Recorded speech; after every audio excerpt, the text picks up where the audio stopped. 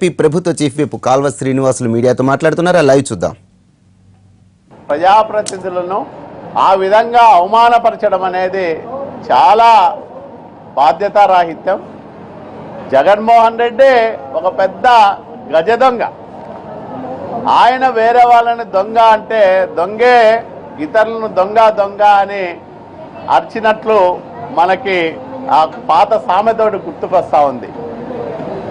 దొంగే ఇతరులను దొంగ దొంగ అరుస్తూ ఉంటే మరి నిజమైన దొంగ అతనే. మరి ఇట్లాంటి గజ దొంగ ఈ రాష్ట్రానికి ప్రతిపక్ష నాయకుడిగా ఉండడం మనందరి దురదృష్టకరం.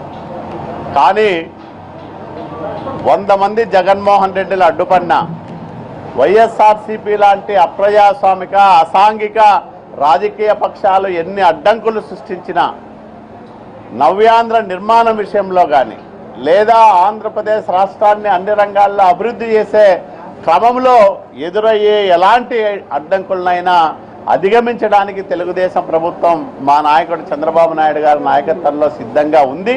ఇప్పటికే అనేక సవాళ్లు మాకు ఎదురయ్యాయి. వాటిని అత్యంత సునాయాసంగా మరి ఎదిరించి వాటిని దాటుకొని ఈరోజు ఒక అద్భుతమైన ప్రగతి మార్గంలో ఆంధ్రప్రదేశ్ రాష్ట్రాన్ని ముందుకు నడిపిస్తున్న నాయకుడు నారా చంద్రబాబు నాయుడు గారు.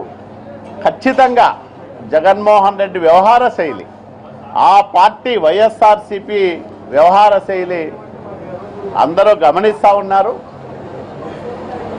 11 ఛార్జ్షీట్లో A1 ముద్దాయి 43,000 కోట్ల ప్రజాధనాన్ని అప్పనంగా భోంచేశాడని అత్యంత ఉన్నతమైన దర్యాప్తు సంస్థ సిబిఐ నిగ్గు తేల్చిన ముద్దాయి ఇతను నీతి గురించి మాట్లాడితే అవినీతి నీతిని ఎగతాళి చేసినట్లు అవుతా ఉంది.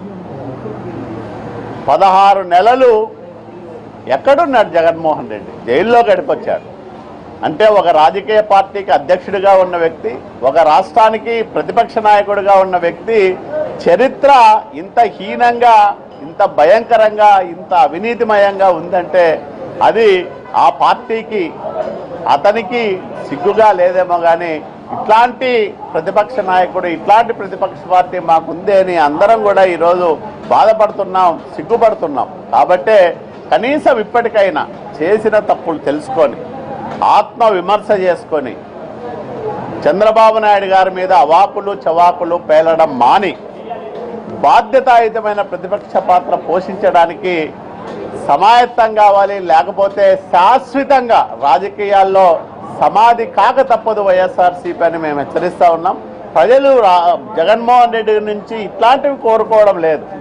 జగన్మోహన్ రెడ్డి ఏదైనా మంచి సలహా ఇవ్వాలి, అట్లాగే మంచి కార్యక్రమం జరిగినప్పుడు ఆయన తన వంతు సహకారం అందించాలి ప్రభుత్వానికి అని ప్రజలు కోరుకుంటున్నారు తప్ప ప్రభుత్వం మీద విషం చిమ్మే కార్యక్రమం కానీ, ప్రభుత్వం మీద కేవలం కక్షతో కసితో బురద జల్లే కార్యక్రమం కానీ చేస్తే మరి ప్రజల్లో మరింత అభాసుపాలు కాక తప్పదు.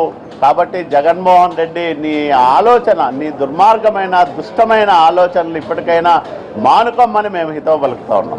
ఎంత వ్యతిరేకిస్తున్న జగన్ అమరావతిని అసెంబ్లీని వ్యతిరేకిస్తున్నారు.